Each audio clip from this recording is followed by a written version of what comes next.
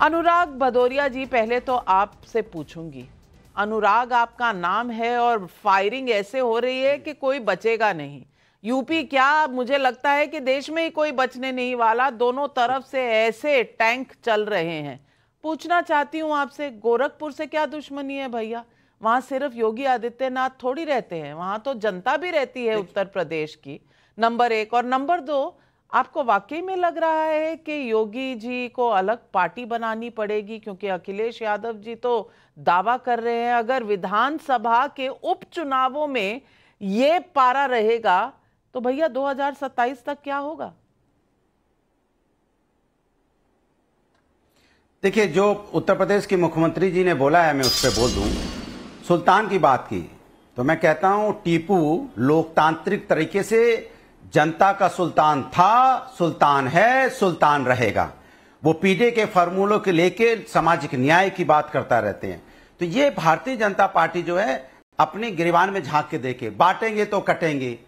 ये क्या होता है? ये देश अनेकता में एकता वाला देश है। यहाँ सभी का सम्मान होता है, सभी जात धर्मों के लोग रहते हैं, आपस में मिलकर रहते हैं। वसुधैव कुटुंबकम की बात करते हैं। नफरत की राजनीति कौन कर रहा है? आप समझ लीजिएगा।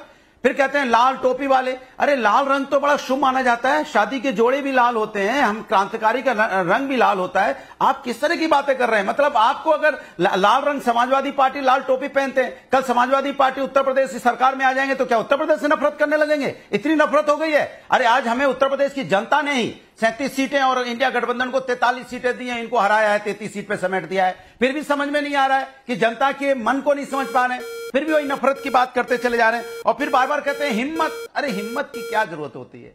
हिम्मत तो जनता है, जनता ने हमें दी ना 37 सीटें अभी। तो जनता के साथ, जनता जिसके साथ, उसकी तो हिम्मत होगी होगी उसमें। लेकिन हिम्मत का मतलब ये नहीं होता है कि आप अन्याय करने लगेंगे, अन्याय का बुलडोजर चलाने लगेंगे, आप बेगुनाहों पे बुलडोजर चलाने लगेंगे, बस्तियां उजाड़ने लगेंगे, अकबर नगर उजाड़ने लगेंगे, 2200 घर उजाड़ देंगे, आप पंतनगर उजाड़ने के लिए पहुंच जाएंगे। ये तो नहीं, इसलिए तो आपको ताकत जनता ने नहीं दी कि आप उजाड़ देंगे जाके। सवाल उठता है कि भारतीय जनता पार्टी बार बार इस तरह की बातें क्यों करती, मुझे समझ में नहीं आता। दूसरी बात, ये भेड़िए, एक मैं 2 लाइन बता दूं तो सुधांशु समझ में आएगा। अब आप 120 सेकंड बोल चुके, लेकिन अन्याय का बुलडोजर एक तरफ कहते हैं और वही बुलडोजर गोरखपुर की तरफ मोड़ने की बात करते हैं। तो कहीं ना कहीं आपकी बातों में ही आपस में कॉन्ट्रडिक्शन है। सुधांशु त्रिवेदी जी, जवाब। 10 सेकेंड। भदौरिया जी 10 सेकंड बोल लीजिए तो मैं आपका जवाब दे। अरे वाह, मैं तो 2027 में 10 सेकंड देती, आपने अभी दे दिए। 10 सेकंड दे दीजिए। ये भेड़िया पकड़ नहीं है पाते, खाली हुआ हुआ हुआ है चिल्लाते। कोर्ट ने भी डांटा है जमकर, क्यों चलवाते हो बेवजह बुलडोजर? समाजवादी आएंगे तो भेड़िए पकड़े जाएंगे, अन्याय के बुलडोजर पर ब्रेक लगेगी सुधांशु जी, फिर कुछ नहीं कर पाओगे। ये सुन लीजिए, जनता को परेशान मत कीजिए, जनता की बात कीजिए, जनता के मुद्दों पे चर्चा कीजिए तो अच्छा होगा। आप हमेशा धर्म की राजनीति मत कीजिए, धर्म मेरा आस्था का विषय है। चलिए सुधांशु त्रिवेदी जी, जवाब दीजिए। चलिए, 10 सेकंड के मनोरंजन दर्शकों का करने के लिए आपको धन्यवाद। अब मैं इस बात का टेक्निकल और पॉलिटिकल दोनों उत्तर देता हूं। देखिए, बहुत स्पष्ट सी बात है कि जो भी बुलडोजर चलाया गया है उसका अपराध के कारण नहीं चलाया गया है। उन्होंने अतिक्रमण कर रखा था, नोटिसेस दिए गए थे, इस आधार पर चलाया गया है। जब भी कोई व्यक्ति जो पुलिस में रहा होगा उसे पता होना चाहिए, जो शासन में रहे होंगे, किसी पुलिस अधिकारी से पूछिए, जैसे ही कोई अपराधी एक अपराध करता है तुरंत उसकी पूरी फाइल खुलती है। मैं एग्जाम्पल देना चाहता हूं, आप गाड़ी को रेड लाइट फंदा दीजिए, पुलिस वाला तुरंत रोकता, कहता गाड़ी कागजात दिखाओ, और उस समय आपकी गाड़ी का रजिस्ट्रेशन ना हो या रजिस्ट्रेशन एक्सपायर कर गया हो तो जब्त हो जाती है कि नहीं गाड़ी? तब आप ये थोड़ी कहते नहीं नहीं वो मैंने सिर्फ रेड लाइट फंदाई थी, वो मेरा उसके कागजात से क्या मतलब। अच्छा, यहां पर तो एक और बात है, वो आप घर जाएंगे और कागजात लाके दिखा देंगे, गाड़ी छुड़ा लेंगे, पर अगर गाड़ी चोरी की होगी तो गाड़ी गई ना। तब तो आप सिर्फ यही कहेंगे देखो मैंने तो केवल लाइट फंदाई थी और बदले में मेरी गाड़ी जब्त कर ली गई। चूंकि ये सारी की सारी जमीनें इलीगल थी, इसीलिए पिछले 7 साल में इनको कोर्ट से कोई रिलीफ नहीं मिली है। और इससे दर्शकों को यह समझना चाहिए कि समाजवादी पार्टी के शासनकाल में कितना कब्जा किया हुआ था, कितना गैर कानूनी कब्जा इन्होंने अपने लोगों और अपने समर्थकों को करवा रखा था। और यह सिर्फ हमारा आरोप नहीं है, मायावती जी की सरकार भी यह बात कह चुकी है कि समाजवादी पार्टी कैसा कब्जा कराती है और वो कब्जा छूट रहा है, इस कारण से यह समस्या उत्पन्न हो रही। और एक लाइन और कह दूं नाविका जी, यह मामला सिर्फ बुलडोजर और यूपी का नहीं है, यह एक मानसिकता का है जो हर अपराधी के साथ खड़ी होती है।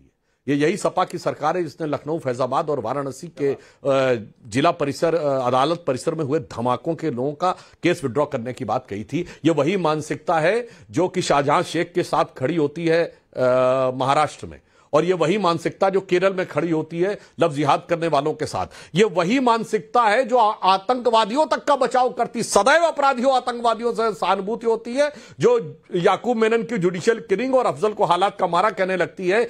इसीलिए सदैव समाजवादी पार्टी की सहानुभूति ऐसे ही लोगों के लिए होती है। और मैं दर्शकों को याद दिलाना चाहता हूं, अनुराग भदौरिया जी भी एक बार मेरे साथ डिबेट में उसमें रह चुके हैं, जब योगी जी ने विधानसभा के पटल पे बोला था माफियाओं को मिट्टी में मिला देंगे, तो कुछ कहने की जरूरत नहीं पड़ी, एकदम स्प्रिंग की तरह उछल कर अखिलेश जी ने कहा था आप ऐसी भाषा कैसे बोल सकते हैं। तो समझ में आ रहा था कि अरमान किसके मिट्टी में मिल रहे हैं और किसके अरमान टूट रहे हैं। जवाब दीजिए अनुराग भदौरिया जी। जवाब 2 सेकंड का। देखिए, सुधांशु जी गाड़ी पे चढ़ गए, स्टीयरिंग भी पकड़ ली उन्होंने, रेड लाइट भी जंप कर गए। तो ये बताइए कि जो लखीमपुर के मंत्री थे उनके बेटे कौन सी गाड़ी चला रहे थे जो उन्होंने रौंद दिया? 4 किसानों को रौंद दिया था ना। कौन सी गाड़ी की स्टीयरिंग चला रहे थे और कौन सा माफिया में वो मिट्टी में मिला दिया गया? मैं पूछना चाहता हूं, रौंदने वाले को मिट्टी मिलाया क्या आपने? बुलडोजर किया क्या आपका? वो तो रेड लाइट भी नहीं थी, वहां पे खुली रास्ता था, फिर भी रौंद दिया आपने। उसके बाद आप सन्नाटे में, बोलना नहीं है, चुप्पी साध गए, आवाज नहीं निकलेगी। 1 घंटे तक डिबेट करोगे तो आप नहीं बोल पाओगे कि वहां बुलडोजर चलना चाहिए। सुधांशु जी का जवाब, घटना पे सुधांशु जी का जवाब, नहीं, सुधांशु जी का जवाब अब आप सुनिए। आपने 2 सेकंड कहा था, सुधांशु जी जवाब दीजिए। भदौरिया जी, ये भरत मुनि के नाट्य शास्त्र से प्रेरित भाव भंगिमा दिखाने की बजाय तथ्य की बात करिए। आपने लखीमपुर में जिस घटना की बात कही, उस पे तो हमारे मंत्री का बेटा गिरफ्तार हुआ, एसआईटी ने उस पर रिपोर्ट दी, पर उसी समय 4 लोग लाठियों से पीट कर मार दिए गए। वो तो सरासर हत्या हुई, उस पर बोल पाए चुप, बुलडोजर। उसी भीड़ ने 4 लोग, देखिए अगर गाड़ी चढ़ाई गई तो उसमें यह संभव, उसी जगह वो घटना हुई थी। भदौरिया जी याद करो, सेलेक्टिव डिमेंशिया नहीं होना चाहिए। इसीलिए मैं कहना चाहता हूं, गाड़ी किसी ने चढ़ाई, उसमें तो इंटेंशन भी हो सकता है और गलती भी हो सकती है, पर अगर घेर कर पीट कर लाठियों से मार दिया गया, उसमें गलती की कोई संभावना नहीं है। वो एक सोची समझी व्यवस्थित हत्या है, मगर उस पर चू नहीं बोलते। इसलिए आपका चरित्र है भाई, सदैव अपराधियों के साथ खड़े रहना, अपराधियों को संसद में भेजना, अपराधियों को विधानसभा में भेजना, लड़कों से गलती हो जाया करती है कहना, बहुत सारी चीजें हैं, तो उसमें कोई कहने में बहुत समस्या की बात नहीं है।